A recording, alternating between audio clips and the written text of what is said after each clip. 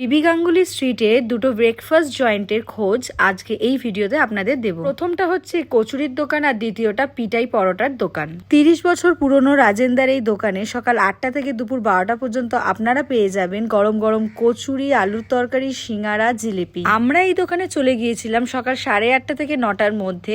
পৌঁছেই দেখলাম যে গরম গরম জিলিপি ভাজা হচ্ছে, সাথে গরম গরম কচুরিও।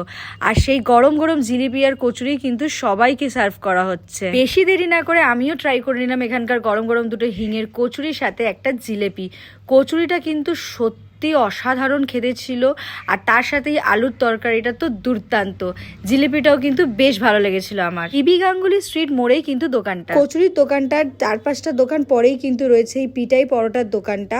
রাস্তার ওপরেই এক্স্যাক্টলি দোকানটা রয়েছে। আর এই পিটাই পরোটাটা বানাতে দেখে কিন্তু ভীষণ লোভ হচ্ছিল, তাই লোভ সামলাতে না পেরে আমি কিন্তু এখান থেকে পিটাই পরোটাটা ট্রাই করেছিলাম সেদিনকে।